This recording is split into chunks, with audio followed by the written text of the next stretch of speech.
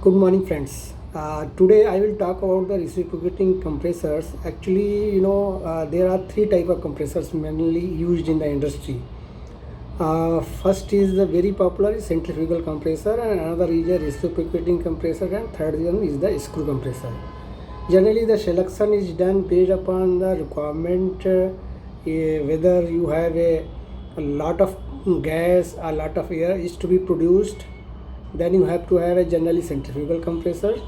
And if you want to have a, you can say, not much quantity but pressure high is needed, so high for the high pressure you need generally the reciprocating compressor. Screw compressor has another advantage that they are more efficient, as well as they can be used when you have a large quantity of, you can say, gas or air, as well as, you can say, the pressure is also needed at the higher level. But I would like to talk about here only today about the reciprocating compressor. So reciprocating compressor, you know very well, there are, you can say, lubricated and non-lubricated. Simply means that when you are using this compressor either for the production of the air, or you want to have a, you can say, for the producing of some gas, displacing of the some gas.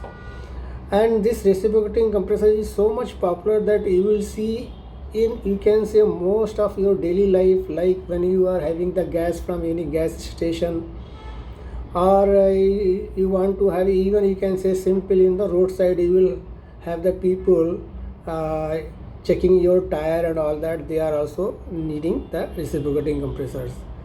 In every industry, you cannot have any industry without the reciprocating compressors, because they are, generally used for the purpose of, plant air, instrumentation air, and many uses are there.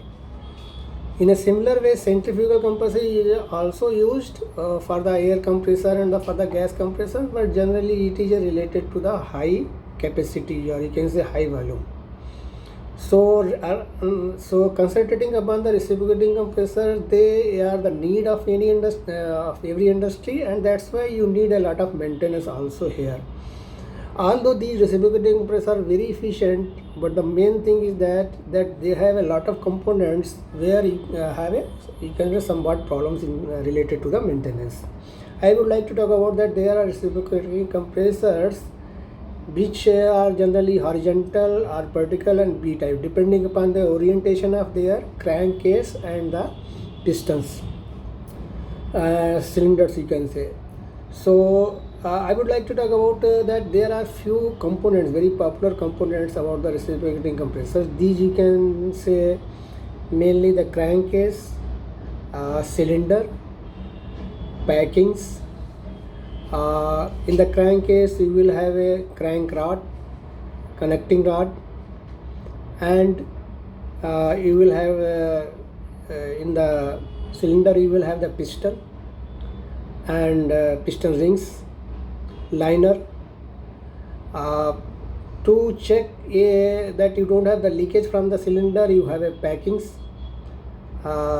In a similar way, the packings are from the crankcase side and also packing from the piston side. This packing from the crankcase side is to, avoid the leakage of the oil, and the packing from the piston side, you have to avoid the leakage of the gas or air.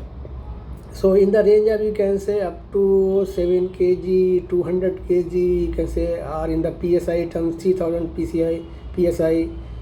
Well, you are producing, for example, LDP, linear, linear density polyethylene. This, plastic is produced by using the compressors, very well known compressors having more than 200 kg centimeters gauge pressure. So most of the plants, they are using the plant air instrumentation air, it is in the range of 7 to 10 kg. Now I would like to come to about this, what type of maintenance is coming in the reciprocating compressor. Reciprocating compressors generally are using the suction valves and discharge valves, because it is a taking quantity, whether the fluid is air or whether the fluid is gas, it is taking quantity from suction, and then it is a discharging. So there is a, you can say, frequent movement as the machine, whatever the machine speed is, generally it is a 500 to 700 rpm, sometimes it is a 1/3 rpm also. So this reciprocating motion, to and fro motion of the piston, in a same way, this type of, you can say, movement of the valve plates, valve spring and all those will happen. So generally it has been seen in the reciprocating compressor, the most of the problems are coming on to the valves. So you have to check the valves. How would you check the valves? If you go to any reciprocating compressor and you touch the outside of the valves, you will have a, you can say, temperature normal if the valves are working. If one of the valves are, some valves are not working, you will have a temperature high as well as, you can say, some noise also. So whenever you go to the reciprocating compressor as an individual, you will know okay, what type of sounds are coming and if there is any problem in the valves or not. Then another component which is generally having a problem, lot of problem, is the piston rings and the packings. Packings, in other words, the leakage. Suppose hydrocarbon is there or some toxic gas is there, then you are supposed to have a, you can say, very careful that the packing should be working. That's why they are given, arrangement, some vent is arrangement is given so that it is safe to run the reciprocating compressor. Another problem which is coming in generally lubricated compressor is the non-lubricated both, they related to the crankcase, connecting rod bearings, or sometimes you have problems in the main bearings also. Main bearing means it is a bearing related to the crankcase. Also you have in the piston ring problem, also you have a liner problem, if you can also have. So these are the different problems you will encounter whenever you are working on the reciprocating compressor. But don't worry, these are the simple problems which can be rectified if you have a slightly some skill in replacing piston rings, packings, bearings for the connecting rod, small end and big end, and also sometimes the main bearings. Because when we are using the lubrication for the purpose of the crankcase and crankcase bearing, you would have another system which is a lubrication system. At the end of the crankcase, generally there is a pump. This pump circulates the lubrication. Whenever you are having the startup, this pump is to be, you can say, pressurized to run before you start the compressor also. So in the reciprocating compressor, there is nothing you have to worry about for the maintenance purpose. The need is that you should say that what is the application. First you categorize whether it is an application related to the air or the gas.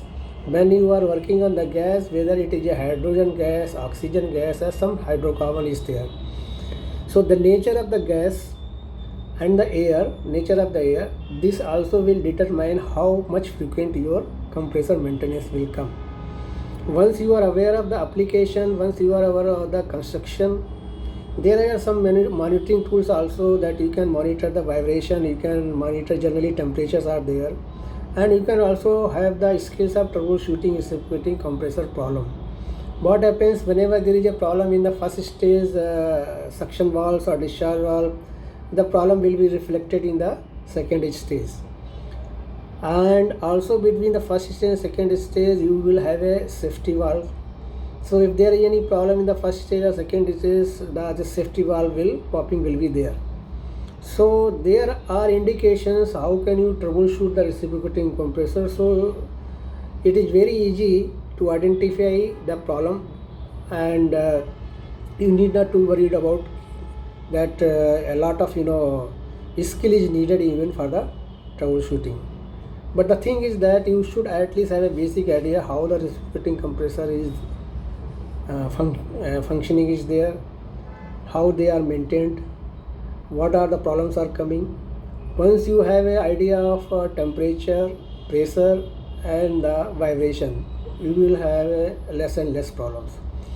In this you also going to use the intercooler, because when you are pressurizing first stage, the temperature becomes high of air or gas, so you have to cool it again. That's why you are using the intercooler and aftercooler also.